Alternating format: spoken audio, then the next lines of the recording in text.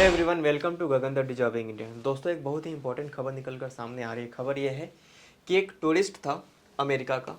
वो गया था इटली में सिसिली शहर के पास। तो वहाँ पे माउंट एटना के पास जैसी ज्वालामुखी का विस्फोट होता है, प्रस्फुटन होता है, उसकी डेथ हो जाती है इन्फेक्शन के साथ। तो हम देखेंगे कि आखिर ये प्रॉब्लम क्या है, सिचुएशन कैसे डेवलप हुई। ये तो खबर है। आपको पता है कि यूपीएससी किसी भी इंपॉर्टेंट न्यूज़ से लेकर क्वेश्चन स्टैटिक से लिंक कर लेता है। तो हम माउंट एटना के बारे में पढ़ेंगे और वोल्केनोज के बारे में पढ़ेंगे। तो चलिए स्टार्ट करते हैं। सबसे पहले देखेंगे माउंट एटना के बारे में। तो माउंट एटना क्या है? माउंट एटना जो है सिसिली के ईस्टर्न कोस्ट पे सिचुएटेड है। आपको याद रखना है कि सिसिली के ईस्टर्न कोस्ट पे सिचुएटेड है। यूरोप का सबसे ज़्यादा मोस्ट एक्टिव वैल्कनो में से एक है और दुनिया का लार्जेस्ट वैल्कनो है, मतलब कि लार्जेस्ट एक्टिव वैल्कनो में से एक है। ये वैल्कोनिक एक्टिविटी रिकॉर्ड किया गया था 1500 बीसी में, पहली बार हम लोगों को देखने को मिलता है। उसके बाद से ये स्ट्रेटो वैल्कोनो के तौर पे जाना जाता है दुनिया भर में। अगर मैं इसकी हाइट की बात करूँ तो 3.3326 मीटर्स लंबा है और माउंट एटना को कहा जाता है हाईएस्ट पीक इन इटली। अब देखिए, ज्वालामुखी, वोल्केनो और पीक से क्या लेना देना है। आपको पता है कि अर्थ के सरफेस में एक मैग्मा घूम रहा होता है और ये जैसी किसको कोई भी कमज़ोर सतह मिलता है, इसको ब्रेक करके बाहर की तरफ आ जाता है। इसके साथ जो मैग्मा अंदर होता है चैम्बर में, ये बाहर निकलता है और ये लावा बन के क्या हो जाता है, इस तरीके से अलग अलग एरिया को कवर कर लेता है। फिर बाद में ये बिल्कुल ही एक माउंटेन की तरह बन जाता है। तो माउंट एटना एक एक्टिव वैल्केनो का पार्ट है। समय समय पर उसमें से इरप्शन होता रहता है, प्रस्फुटन होता रहता है।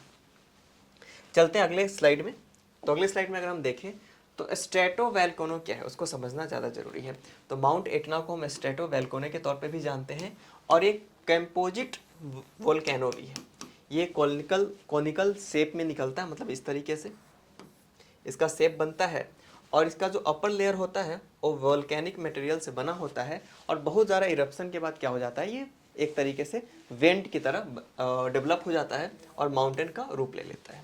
इस वोल्केनो को टिपिकली इनका जो स्लोप होता है काफ़ी जेंटल होता है, मतलब कि काफ़ी खड़ा इसकी स्लोप नहीं होता, बिल्कुल ही समतल होता है और धीरे धीरे करके नीचे की तरफ जाता है। अगर मैं वोल्केनोज की बात करूं तो सबसे पहले ये समझना होगा कि वोल्केनोज हैं क्या। तो वोल्केनो जो है एक माउंटेन होता है जो कि डाउनवर्ड की तरफ होता है और ये रिजर्वायर होता है मोल्टन रॉक का, जो कि अर्थ सरफेस से बाहर निकलता है। तो आपको ये समझना चाहिए कि वोल्केनोज होते क्या हैं। कैसे बनते हैं volcanoes? Volcanoes form when magma from with in the earth mantle erupts through the crust and the surface creating lava flows as and gases।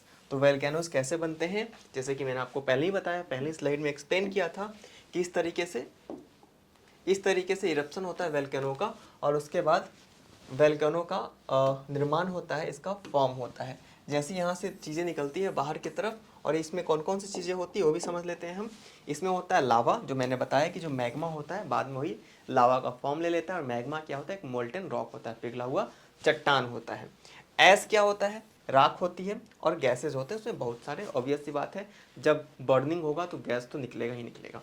उसी के साथ साथ आपको एक और चीज़ समझना होगा कि जिस तरीके से हम कैंडल जलाते हैं कुछ इस तरीके का, तो ये मेल्ट होता रहता है। मेल्ट होके इसके जो किनारे किनारे होता है ना, डाउनवर्ड्स, ये फैल जाता है। फैलने के साथ ही जैसे ये ठंडा होता है ये बहुत ही ज़्यादा स्ट्रांग हो जाता है।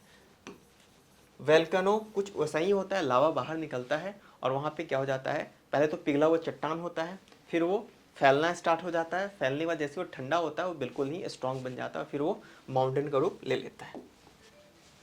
वोल्केनोज के टाइप क्या क्या होते हैं? यहाँ पे बहुत सारे टाइप्स के वोल्केनोज होते हैं, जैसे कि सिल्ड वोल्केनो, जिसका कि स्लोप काफ़ी जेंटल होता है, जैसे कि मैंने माउंट एटना की बात की। उसी तरीके से स्ट्रेटो वोल्केनोज स्टिप साइडेड होते हैं।